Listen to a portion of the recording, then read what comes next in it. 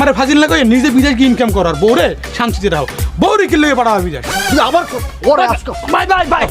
ভাই তুমিও ফকিনি মেয়েরা আত্মলা করে লাভ আছে একদম চুপ থাক ভাই তুমি আমার লগে চলো তো এনে থাকলে মাথা খারাপ হইব একটা অঘটন ঘটে যাবো পরে আবার হাসপাতাল তুমি আমার লগে আহো আর পুরুষ হয়েছে তুমি একজন পুরুষ বউরে বিদেশ পাঠাও পুরুষ তুমি কলঙ্ক করি আরে মাথা পুরা আরে মাথাটা ঠান্ডা করো না ভাই তুমি গরম হইলে চলবো কও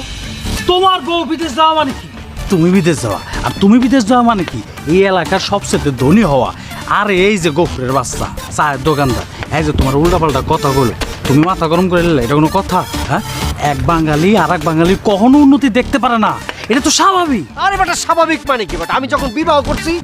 তখন আমার বউটা সুন্দর তো নায়িকা মতন এইটা দেখে যে কত হিংসা করছে দেখলে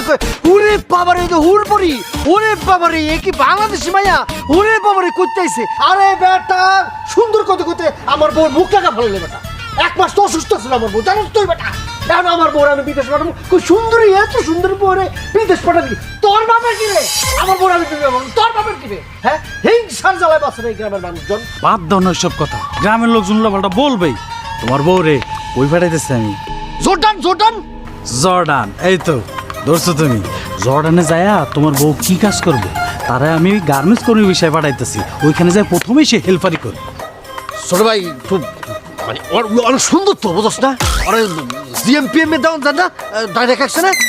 আরে এই যে তোমার মাথা মতো ঠিক আছে সব কিছুর একটা সিস্টেম আছে না ওইখানে তোমার বউ যে প্রথমে কি করবে হেল্পারি করবে হেল্পারি করার পরে তারপর কি হবে অপারেটর হবে অপারেটর হওয়ার পর